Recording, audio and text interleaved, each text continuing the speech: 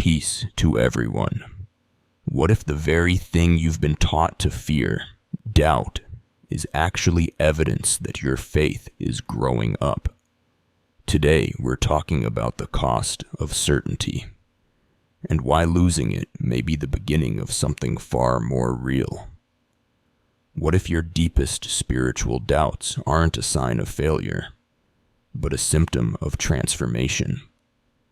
Many of us cling to rigid certainty like a life raft. But what if that raft has quietly become a cage? From an early age, many of us were taught, explicitly or implicitly, certainty equals faith, questions equal rebellion. So when doubt shows up, panic follows. Am I losing my faith? Am I becoming unfaithful? But what if the real danger isn't doubt? What if it's unexamined certainty? Dogma itself isn't evil, but dogma without humility becomes an idol. When certainty becomes untouchable, it no longer serves truth. It replaces it. Imagine a plant growing in a shallow pot. For a while, everything seems fine, but then the roots hit the bottom. Growth slows. Pressure builds. Eventually, the pot cracks. To the untrained eye, it looks like damage, but it's actually breakthrough. When certainty breaks, it feels like betrayal of your upbringing, of your community, sometimes even of God. But what's really happening is that borrowed faith is being replaced with owned faith. Scripture is filled with people who argued with God, wrestled with Him, questioned Him. Jacob wrestled and walked away limping, but renamed. Job questioned and was not rejected. Thomas doubted, and Jesus showed up anyway. Certainty demands control. Faith requires trust. Absolute certainty says, I must fully understand. Living faith says, I will remain faithful even when I don't. Growth, physical, emotional, spiritual, always involves tension. Muscles grow by tearing, minds grow by challenge, and faith grows by confronting its limits. Some people never move beyond childhood faith, not because they love God too much, but because they fear questions too deeply. Certainty feels safe, but safety is not the same as truth.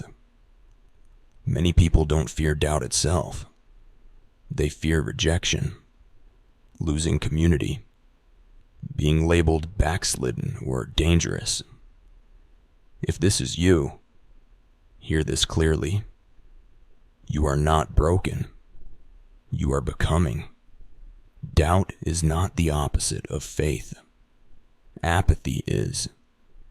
Doubt is the friction that forges resilient belief that has been tested and refined. Not all questioning is destructive.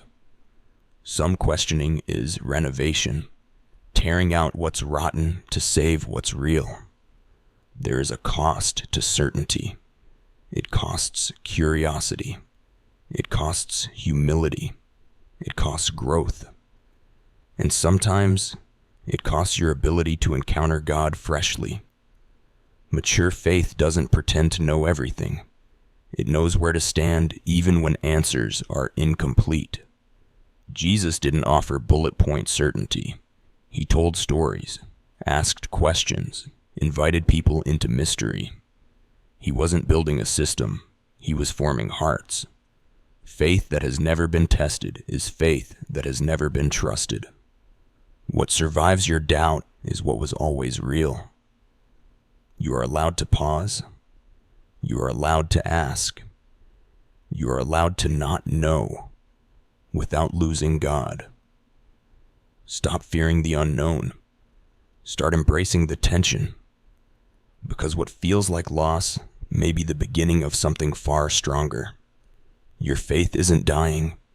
It's finally growing roots deep enough to find living water. Growth doesn't feel safe, but it is sacred. Thank you for watching. It is all about Jesus.